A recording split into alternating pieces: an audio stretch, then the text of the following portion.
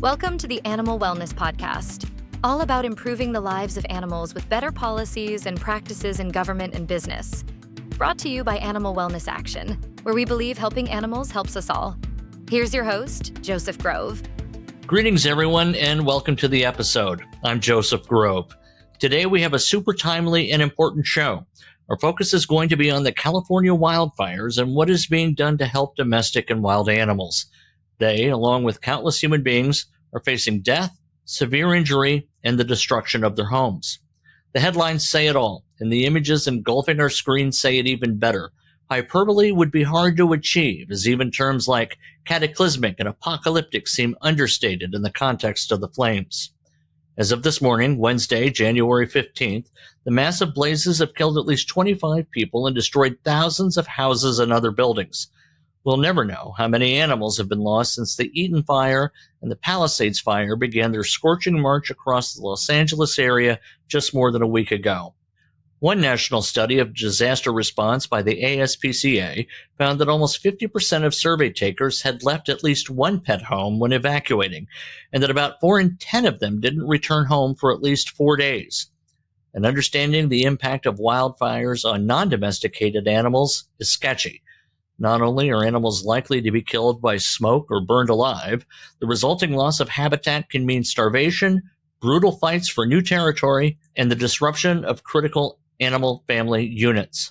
Animal Wellness Action and the Center for a Humane Economy have been working day and night to support one team of veterinarians and supporters with the Animal Wellness Foundation, one of the group's sister organizations. Here today to talk about efforts on the ground and behind the scenes are Wayne Pacelli and Dr. Annie Harvalis. Wayne Pacelli is the president of Animal Wellness Action and the Center for a Humane Economy. During his career, Wayne has led numerous disaster responses, including in Mississippi and Louisiana after Hurricane Katrina. After that, he helped shepherd to passage the Pet Evacuation and Transportation Standards Act, dealing with the challenges of helping pets and their people in a major crisis. Dr. Harvalis founded the Animal Wellness Centers in California and its rescue organization, the Animal Wellness Foundation, to extend quality animal care more broadly into the community. She has already appeared on several national media outlets because of her on-the-ground work to help animals displaced or imperiled by those fires. Dr. Harvalis, thank you so much. I know you've got 3 gazillion things going on. I appreciate your taking time to be here today. First of all, how are you and your family and your animals doing right now?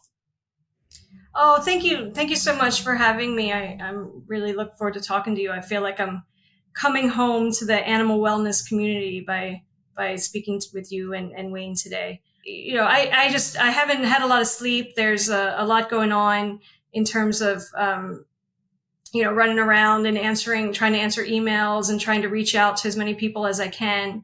So that's difficult. My kids haven't been seeing me very much. I'm trying to get to, at least, tuck them into bed at night or be able to drop them off at school in the morning. So I at least get a little time with them every day. And my brother, as a lot of people know, lost his house. And I do sometimes feel a little guilty that I'm not able to spend as much time as I should helping him. I've been feeling, his absence, lately, and it's because he's working on figuring out a place for his family to live. And I'm hoping and that they all made it out okay. I mean, loss of property is one thing, but are they well? They're very well, and they're doing great, really, because they're concentrating on what's important, that the family's together, that all their animals are okay, and so we are blessed that we have that. All right. How close do you live and work to the fires? Where we're centered in Marina del Rey is probably about 8 miles from the fire. I live a couple miles away from that. I live close to the airport.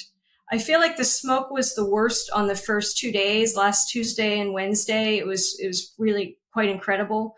And the sky looked very apocalyptic. It was very scary.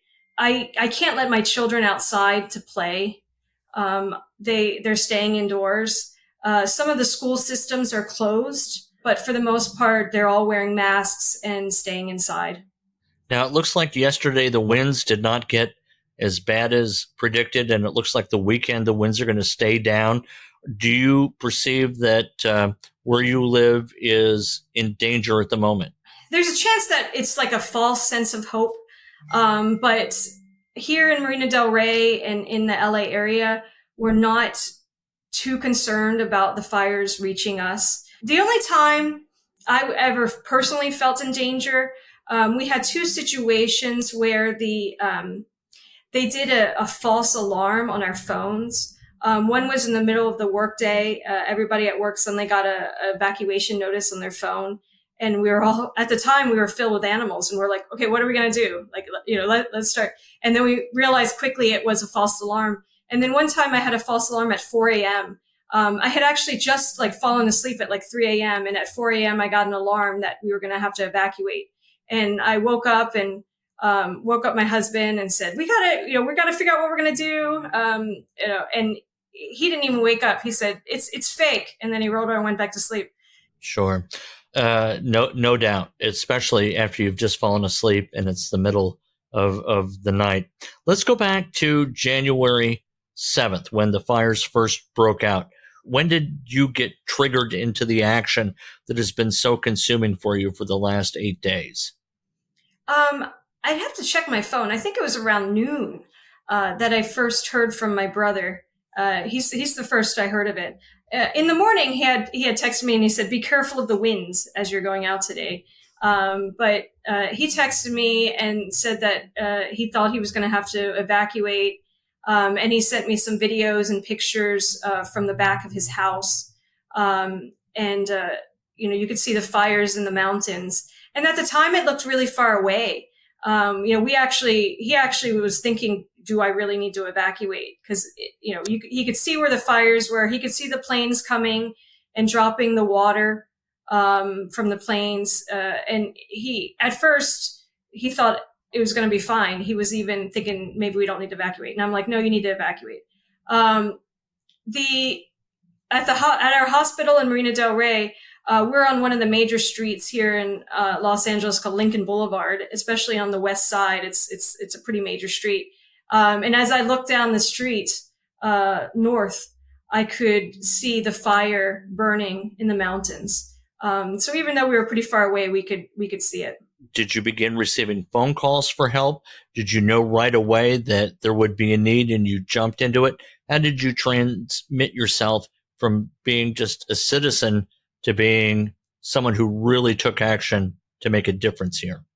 Well, it started because I took my brother's cat and rabbit in because he had asked if I could take his animals, and some of my family's allergic to cats, so we couldn't take the cat. So we put the cat and the bunny in the vet hospital, in our vet hospital that we had just moved out of. And it was pretty much right away. It was almost like I could see the look in his eyes where when they got the animals settled, they got the cat in, they got the bunny in, and they knew, Aunt Annie has it. We're not going to worry about it. You could see that there was a little bit of a shoulder drop, reduction in stress. And that was almost immediate, where I realized there's going to be more people that need that. It was a little bit later that day when we really realized the severity. I had been going about my normal day, but I was getting updates from my brother on what he thought was happening with his house. And at one point he told me he heard from a neighbor that his house was gone. And I said to him, are you sure? At first you don't believe it, right? And so I said, are you sure? And he sent me the alarm codes from his alarm system. And it was pretty terrifying because it's like smoke in the living room, windows cracked in the kitchen, windows smashed in the bedroom. You can actually see the list of as the smoke was and the fire was coming into the house, you could see it on the alarm system reports. And that was pretty intense. So it was right about the time that I started getting that information from him that I realized exactly how serious this is. And that's when I did the Facebook post letting people know that they could contact me to help if they need help. What was the response to that post? The response was phenomenal, and not how I had thought I thought I was going to get a response of some people just needing care, or, I had a feeling that we would end up with a pretty full hospital, after a day or two. But the response that I got more than anything was an outpouring of support. So many people wanting to volunteer, so many people giving up their own, backyards, houses, cars for transport. It was really phenomenal how people came together to help. What about the need that confronted you? How many people said, I do need help? And what kind of help did they need, and how have you been able to provide it? When I did my original post, I was thinking I would just, be like a boarding place for people. But it shifted very quickly, and it turned into more of a networking center. Because I would get, an email from somebody saying, I live in Venice, I have a backyard, I'd be happy to keep a dog or two. And I'd get an email from somebody saying, my friend said I can live with her in Venice, but I can't have my dog. What can I do? And so I would just connect those two people together. And so instead of having a hospital full of people's pets, I ended up having an email box full of people that I was just connecting with each other. The people that ended up actually using the facility were people who had many pets. For example, a woman who had 10 cats and 2 dogs. She stayed with us the first 2 nights before she could find something else. And we've been helping out a lot of the rescue groups. Some rescues that have had to evacuate that didn't have any place to house like their 10 animals, 15 animals. And the new facility is a full-blown, full-service veterinary hospital. And what we're doing there is we're helping the animals that are found stray, that need medical care. How many animals would you say that you have helped coordinate temporary placement for? And how many have you housed temporarily yourself? I'd love to, when this is all over, maybe go back to through my emails. Cause I'd even like to know how many emails I'm getting. For a while, I felt like I was getting maybe 200 emails a day. Now I think I'm getting maybe like 50 emails a day. But it's impossible for me to really sit down and tell you. We had one rescue group, drop off 5 dogs, a couple days ago. And my husband has kind of taken on the task of finding fosters and getting them out. Within I would say 5 hours, he had all 5 dogs in really nice foster homes. So he's been doing a lot of things that I haven't been counting. I haven't been keeping count. I would say it's not even changing on a daily basis. It's changing on an hourly basis because it's just going through so quickly. And then there are some other people that we're helping that it's not even like an exchange of animals. Like one of my favorite stories is there's somebody reached out to me. They're worried about their friend. The person who reached out to me lived in another state, I think like Colorado or something. And their friend was an elderly woman who was wheelchair bound with 3 cats. And they were worried she was right on the border of being evacuated. And they reached out to me and said, if she needs to get evacuated, is there any way you guys can help her? And I said, of course. Well, I connected her with like a man, a very nice gentleman who had wanted to reach out to me. Again, he was a client. I knew him a little bit as well beforehand, but he had reached out to me. He wanted to help, and he was a very nice man. And I called him up right away. I explained to him what was going on. I gave him her phone number, and he checked back with me a couple hours later and said, I reached out to her. She has my phone number. They don't need to evacuate her yet. I'm getting her a special thing to be able to push her cats so that if she has to evacuate, it's easy to take her cats. And the moment she needs to be evacuated, I'm the person that she's going to call. And that's extraordinary. So I've done that. We've probably saved some human lives. Because especially with the elderly, a lot of the older population are the ones that are staying behind. They don't want to leave their animals. They're scared. Sometimes they're alone. And there's been more than one instance like that where I've connected one of those people with somebody who's volunteering with us who I know I can trust to answer the phone when they get that call and they need to be evacuated. You're listening to the Animal Wellness Podcast.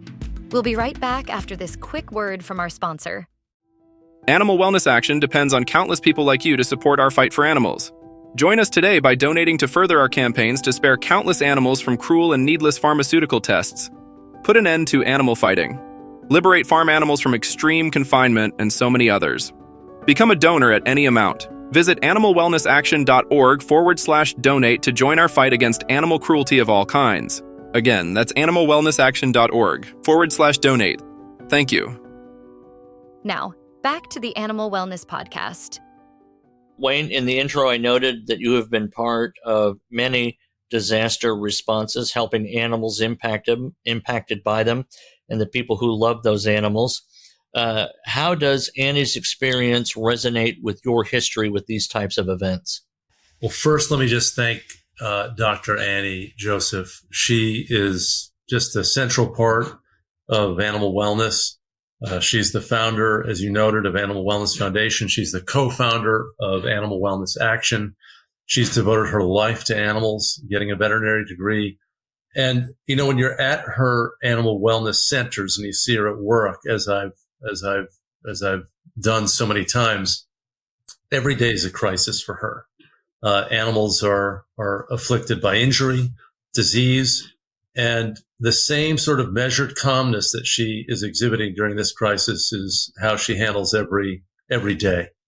And this is, for a veterinarian, this is just a different form of activity, because in this case, the fires and the displacement, are driving people out of homes. They're creating a need for animals to find temporary quarters, if you will. So Annie opening up her hospitals to animals in need is something that she does all the time. They shelter animals at Animal Wellness Foundation, and this is really important. So I think, really, there's kind of before Katrina and after Katrina. During Katrina, and I've mentioned this to Annie in talking with her during these last 7 days, you never know how this is going to turn. This can turn just like Katrina. There was the initial response, and there were all the people who left animals behind, and then it was a race to get them. But then the floods happened, and the whole city of New Orleans was engulfed in a flood, which changed everything.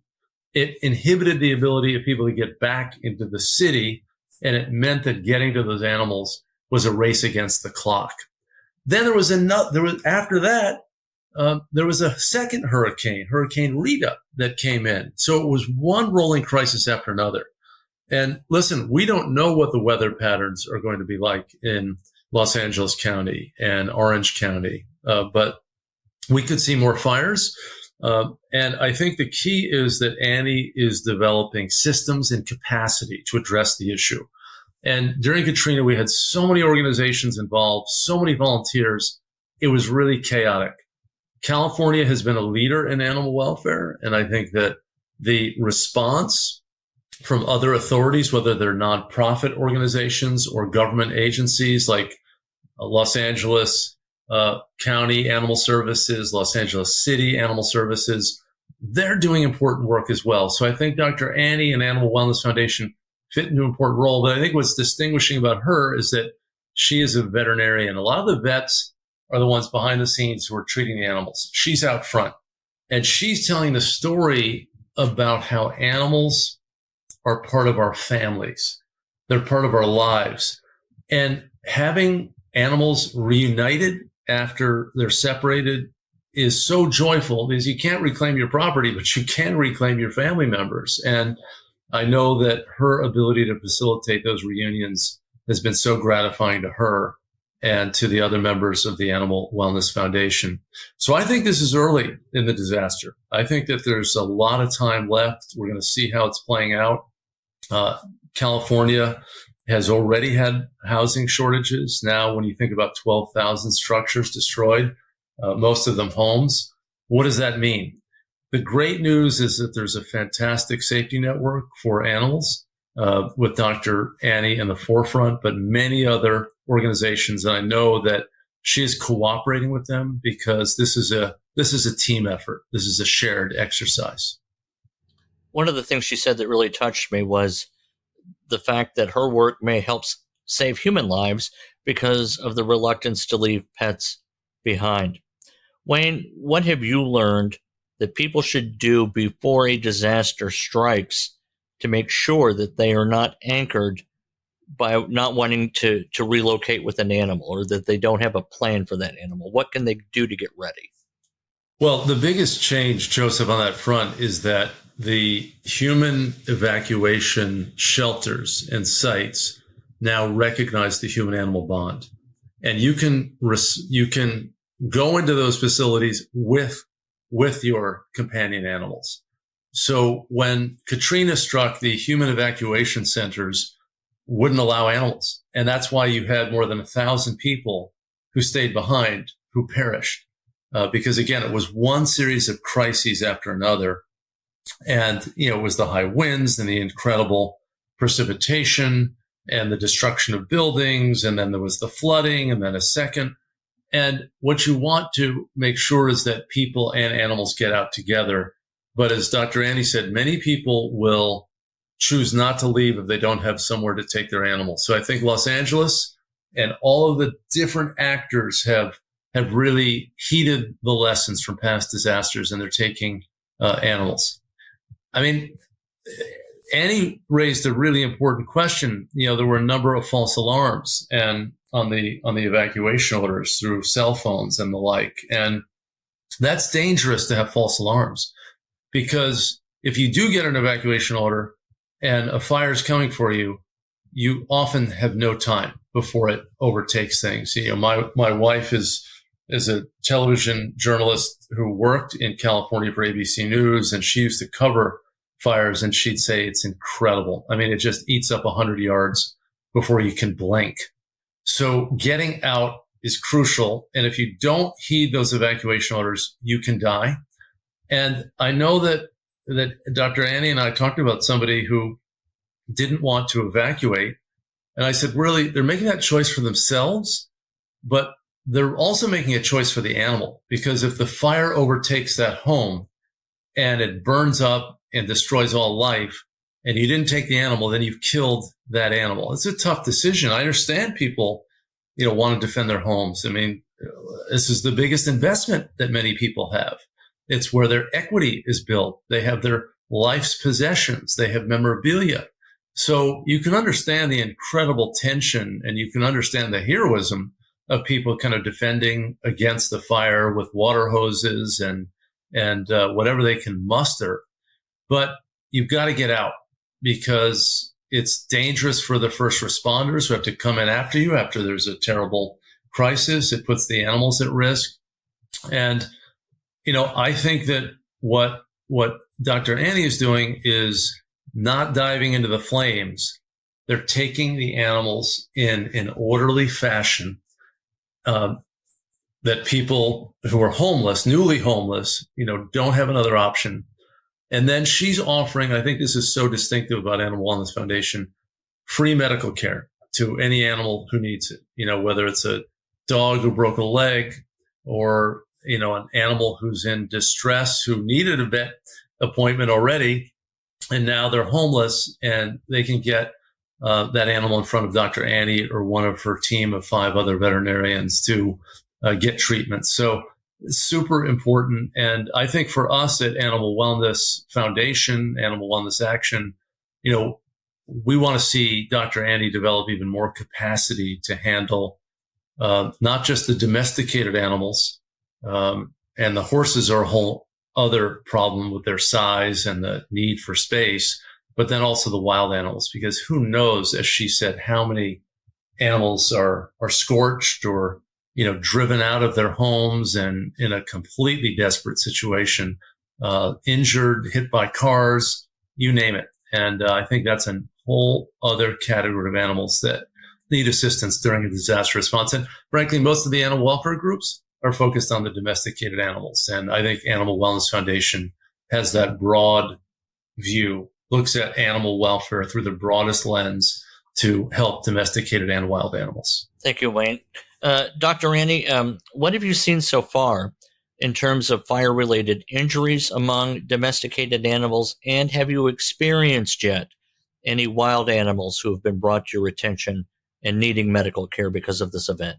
So we've been seeing dogs with smoke inhalation. There are a couple cats coming in soon that have had smoke inhalation.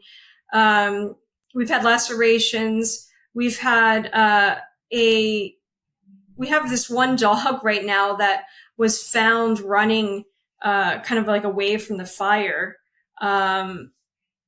who I think got hit by a car.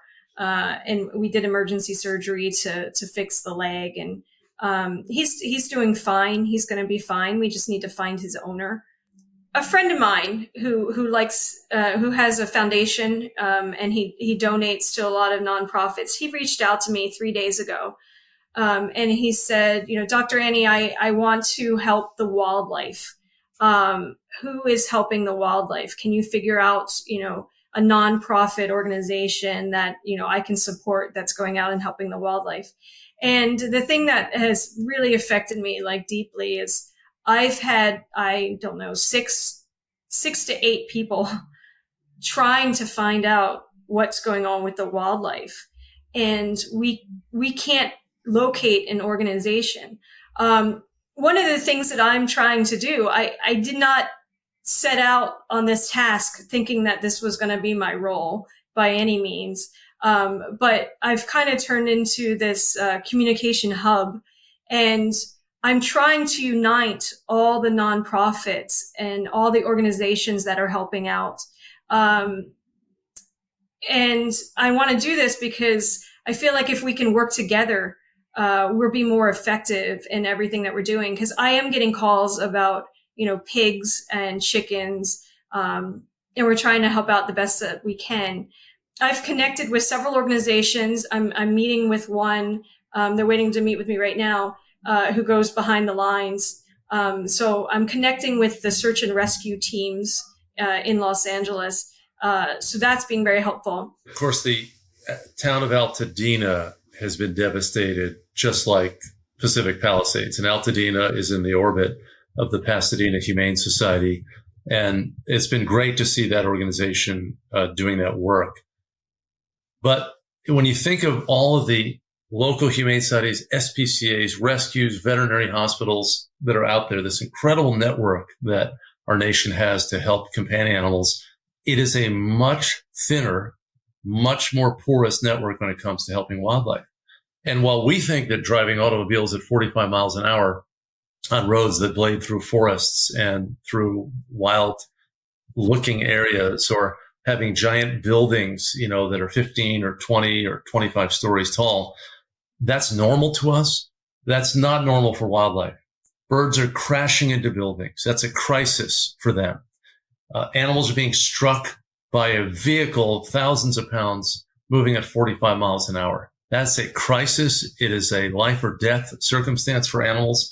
And I can tell you that when I have found animals on the road, what a desperate search it often is to find someone who can care for them. And I think that out of the ashes of this terrible crisis in Southern California, if we can help build under Dr. Annie's leadership a wildlife rehabilitation, wildlife veterinary care capacity, housing for animals in distress before they're released back in the wild, that will be a great outcome, because it's always a crisis situation for wild animals with all of the human impacts that exist in an urban landscape like Los Angeles County, this vast area. So I'm excited about the possibility that so many supporters are enabling Animal Wellness Foundation to step up and just continue this effort. It's really important that people not think when Anderson Cooper is off the air on this issue, animals are still at risk. And thank God for Anderson Cooper. He does such a great job. He interviewed me a lot during Katrina, just like he interviewed Dr. Annie on the front lines. But the media interest will wane but the needs of the animals are going to persist. And again, we have a long-term housing crisis that we're going to see in Southern California now because of these terrible fires. Yeah, I think this is going to continue for a while.